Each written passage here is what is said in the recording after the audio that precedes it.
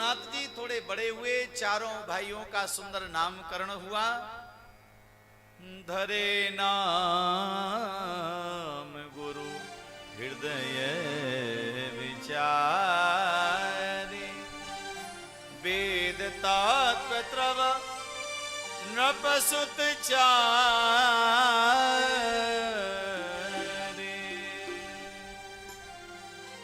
चारों भाइयों का नामकरण हो गया।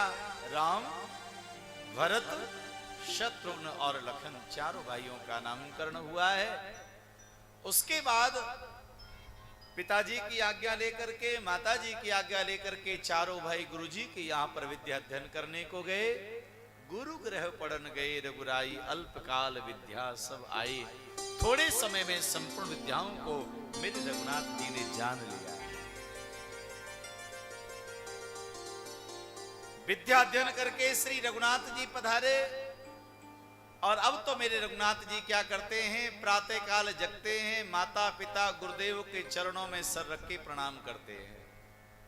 प्रातः काल उठ के रघुनाथा, माता पिता गुरु नावई माता, आशीर्वाद लेते हैं।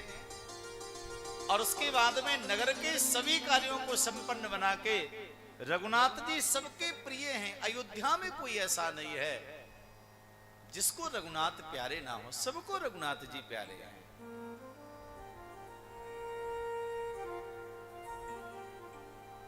श्री राम बड़े होने लगे और उसी समय महाराज कथा आती है। विश्वामित्र जी के मन में चिंता होती है। विश्वामित्र जी ने विचार किया, मैं यज्ञ आदि कार्य करता हूं और राक्षस लोग मुझे यज्ञ नहीं करने देते हैं, भगवान का अवतार हो चुका है। ऐसा जान करके श्री विश्वामित्र जी अयोध्या की ओर आने लगे हैं। विश्वामित्राध्वने येन मारीचाद्या निशाचरा,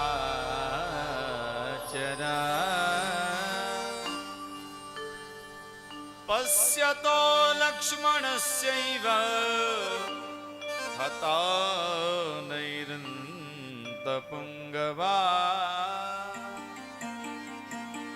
श्री विश्वामित्र जी महाराज अयोध्या में पधारे। महाराज अवधेश ने बड़ा भव्य स्वागत किया। आइए गुरुदेव, स्वागत है आपका।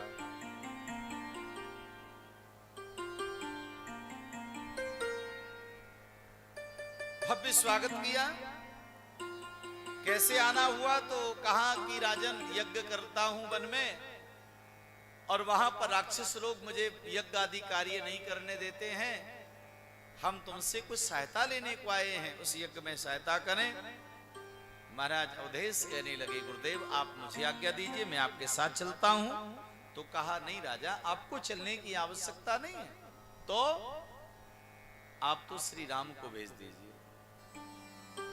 अनुज समेत सहित, अनुज के सहित श्री राम को भेज दीजिए।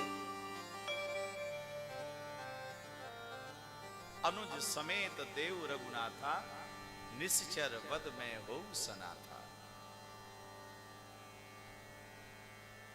दशरथ जी के हृदय में पुत्र मोह व्याप्त हो गया। कहा, गुरुदेव कैसी बात करते हैं,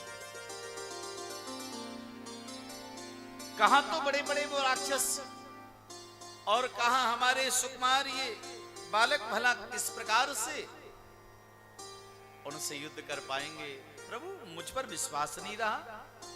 क्या आज से पहले कभी ऐसा हुआ कि किसी रघुवंशी ने सहायता न की हो?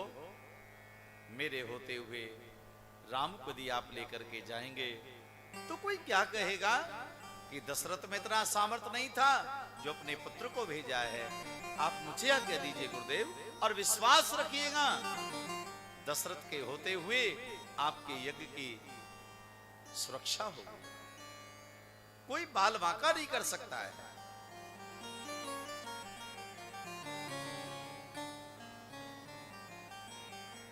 बारंबार कहा, लेकिन दशरथ जी राम जी को देने के लिए तैयार नहीं है। कह दिया मैं सर्वस्व दे सकता हूं, सब कुछ दे सकता हूं लेकिन राम को नहीं दे सकता। सभी पुत्र मुझे प्राणों के समान हैं, लेकिन राम मेरा जीवन है, मैं नहीं दे सकता। बहुत देर हो गई, वशिष्ठ जी ने विचार किया कहीं ऐसा ना हो दशरथ जी बार बार मना करते रहे, विश्वामित्र जी को क्रोध आ जाए और ये उनको शाप दे दें।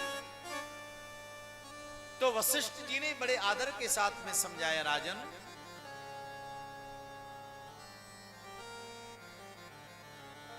तब वशिष्ठ बहु विधि समझावा,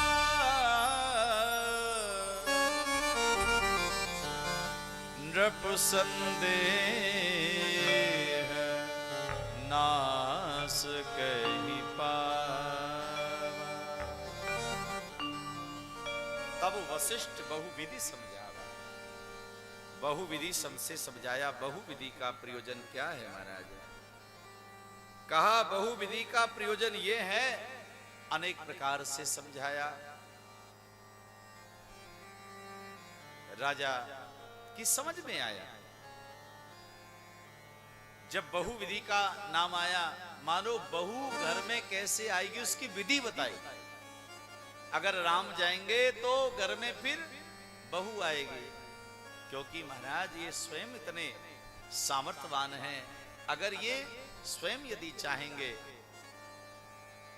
तो राक्षसों को खुद मार सकते हैं, लेकिन श्रेय तुम्हारे रघुनाथ को देना चाहते हैं। ठीक है महाराज, आप ले जाइए। राम लक्ष्मण को चरणों में समर्पित कर दिया। चले हैं तो वन में सबसे प्रथम तो ताड़िका ही आई है। जैसे ताड़िका आई, रघुनाथ जी ने कहा, गुरुदेव ये क्या है? कहा पुत्र ये ताड़िका है, यही मुझे वन में भजन करने नहीं देती है। मेरे रघुनाथ जी ने ताड़िका को देखा और एक ही बाण चलाया।